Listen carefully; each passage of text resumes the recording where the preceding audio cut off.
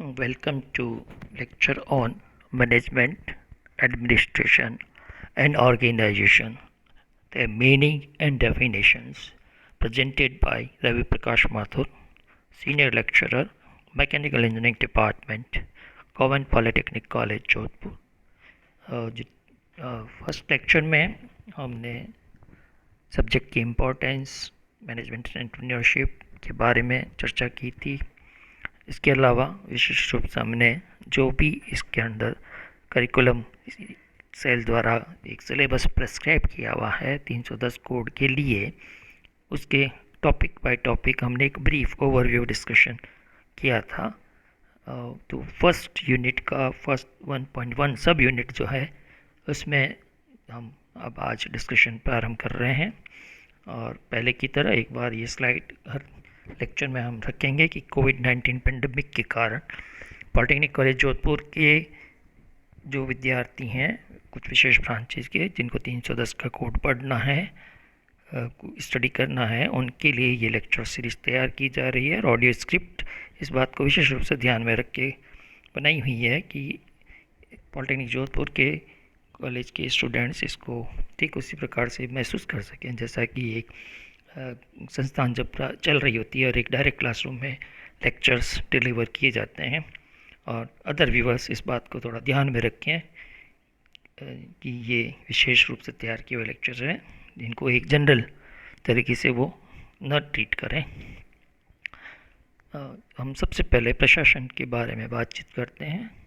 प्रशासन या एडमिनिस्ट्रेशन का जो अर्थ है, परिभाषाएं हैं, पहले उनके संबंध में जो भी मटेरियल भी हमने डिस्प्ले किया हुआ है और उसको हम डिस्कस भी करते हैं कि प्रशासन से आशय किसी औद्योगिक उपक्रम में नीतियों का निर्धारण करने, उनका वितरण या डिस्ट्रीब्यूशन करने तथा वित्त संबंधी कार्यों पर नियंत्रण करने से ही प्रशासन का आशय है। अर्थात सभी प्रकार की नीतियों का निर्माण जो है प्रशासन करेगा, उन नीतियों को किस प्रकार से लागू करना है ये उनको डिस्ट्रीब्यूट करेगा अपने जो भी उसके साथ प्रबंध या ऑर्गेनाइजेशन जो उसके साथ है उनके साथ में, और विशेषकर से फाइनेंस संबंधी, वित्त संबंधी कार्यों, इन्वेस्टमेंट करना, उनका नियंत्रण करना, ये सभी कार्य प्रशासन के द्वारा किए जाते हैं।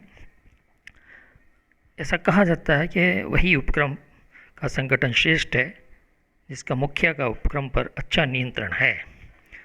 और विभिन्न जो लोग इसमें स्पेशलिस्ट रहे हैं, विद्वान रहे हैं, उन्होंने अलग अलग ढंग से परिभाषाएं प्रस्तुत की है। इनमें से कुछ प्रमुख परिभाषाएं के बारे में जस्ट हम ये देखते हैं कि क्या परिभाषाएं दी, क्योंकि ये उनके द्वारा दी गई शब्द से परिभाषाएं हैं, इसलिए हम उनका उल्लेख शब्द से कर रहे हैं।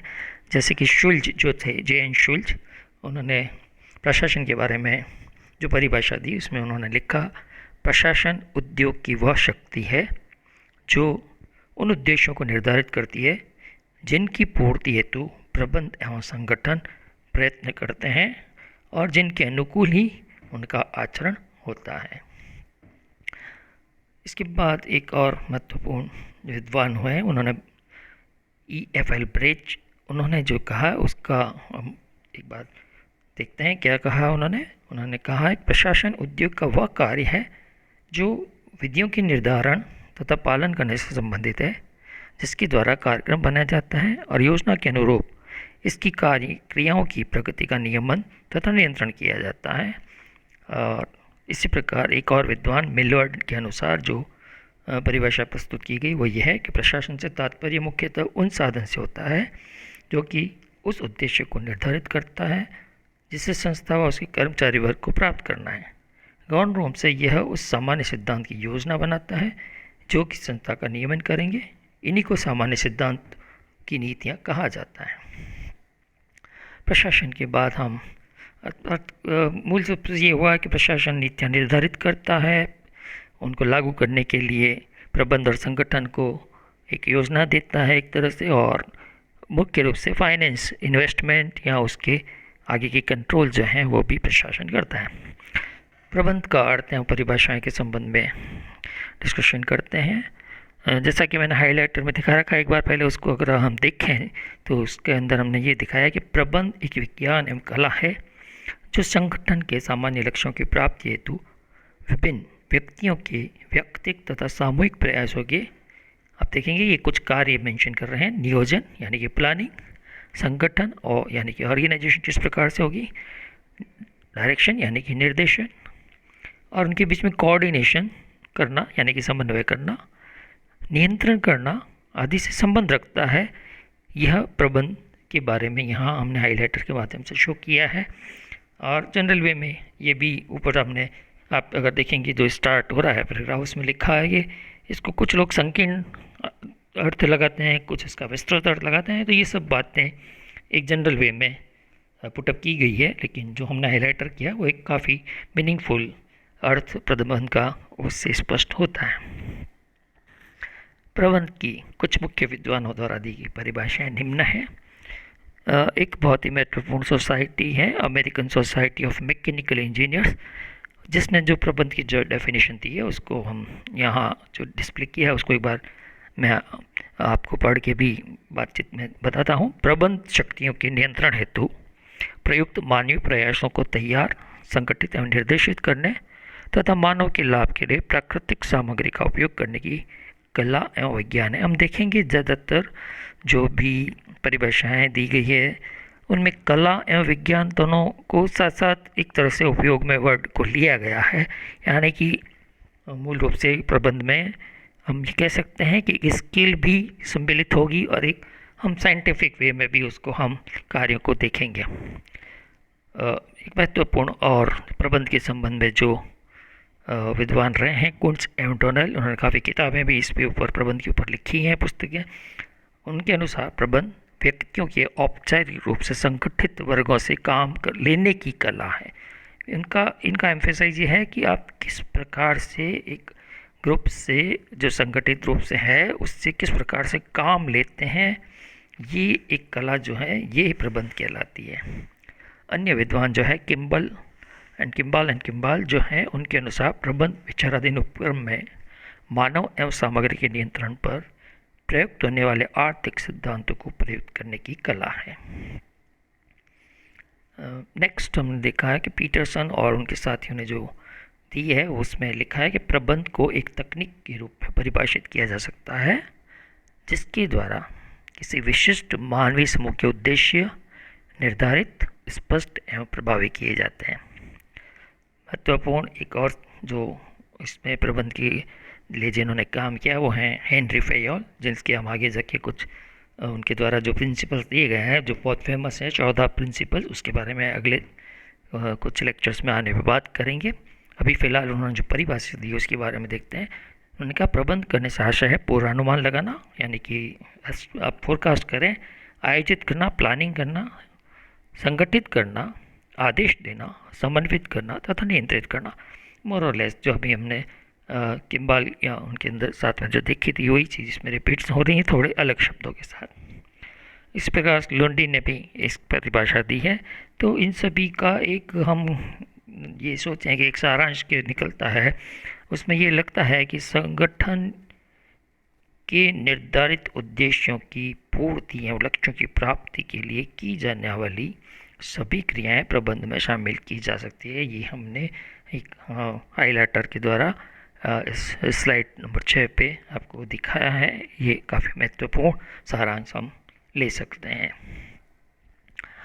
इसके पश्चात हम संगठन के अर्थ एवं परिभाषाओं के संबंध में चर्चा करते हैं। आप देखेंगे हमने जो स्लाइड पे एक हाइलाइटर कर रखा है उसको ऊपर फोकस अगर हम करें आप लोग, इसमें लिखा हमने देखें कि संगठन एक ऐसा गतिशील शस्त्र है जो व्यवसाय के मालिक तथा मुख्य प्रबंध को योजनाबद्ध तरीके से 4 महत्वपूर्ण एम्स, प्रबंध के केस में 4 इम्पोर्टेंट एम्स का जिक्र लगभग आप देखेंगे कि जितने भी हम प्रबंध के विषय के जो भी हम चैप्टर्स पढ़ेंगे आगे उनमें इन 4 जो एम्स का है ज़्यादातर बहुत ही महत्वपूर्ण रोल रहता है। तो वही कह रहे हैं कि व्यवसाय के मालिक तथा मुख्य प्रबंधक को योजनाबद्ध तरीके से 4 महत्वपूर्ण मनुष्य, मशीन, माल तथा मुद्रा अर्थात 4 AIIMS man, machine, material and money के नियंत्रित प्रयोग तथा सफल क्रियान्वयन में सहयोग देते हैं, ये मुख्य रूप से हम संगठन की परिभाषा या अर्थ के रूप में देख सकते हैं। इससे ये स्पष्ट होता है कि किसी भी कार्य को प्रारंभ करने से पहले योजना बनाई जाती है और योजना के बाद का जो स्टेज है वो है संगठन। अर्थात संगठन वह प्रक्रिया है जो उत्पादन संबंधी विभिन्न कड़ियों को एक सूत्र में इकट्ठा करता है और कम से कम साधन और अधिक से अधिक आय तभी संभव है जब व्यवसाय का संगठन अच्छा हो। संगठन की कुछ प्रमुख विद्वानों द्वारा दी गई परिभाषाओं के बारे में एक नज़र डालते हैं। मैकफार्लैंड के अनुसार संगठन व्यक्तियों का वह समूह है जो निश्चित उद्देश्यों की प्राप्ति के लिए मिलकर कार्य करता है। इसी प्रकार शेल्डन के अनुसार संगठन व्यक्तियों या समूह द्वारा किए जाने वाले कार्यों को इस प्रकार संयोजित करने की प्रक्रिया है जिससे कि उन्हें उपलब्ध प्रयासों द्वारा कुशल, व्यवस्थित, क्रियात्मक तथा समन्वित रूप से संपादित किया जा सके।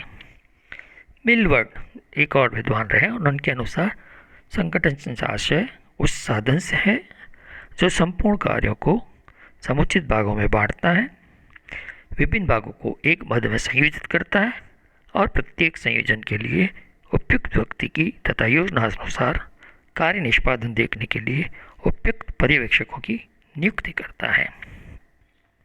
शुल्ज जो हैं एक विद्वान रहे, उन्होंने कहा संगठन के संबंध में परिभाषा संगठन से आशय किसी वांछित उद्देश्य की पूर्ति के लिए आवश्यक व्यक्तियों तथा औजारों, उपकरणों, कार्यस्थल एवं मशीनों की व्यवस्थित तथा प्रभावी समन्वय युक्त संयोजन से है।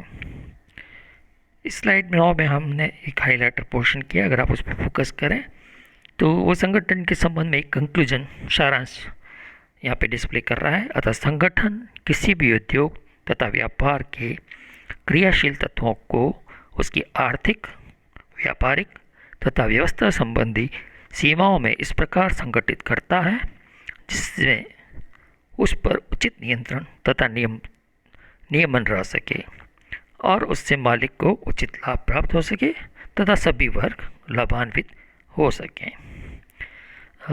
तो इस प्रकार आज के अपन ये प्रबंध, प्रशासन, संगठन के मीनिंग और उनके डिफरेंट जो भी इस संबंध में जिन्होंने काम किया है, विद्वान हुए हैं, रिसर्चर जो हैं, साइंटिस्ट जो हैं, उन्होंने जो भी परिभाषाएं दी हैं उनके बारे में एक अर्थ जानने की, समझने की प्रयास किया है।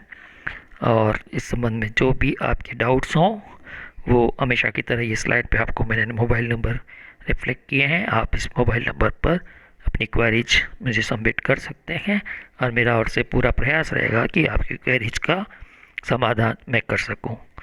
और थैंक यू।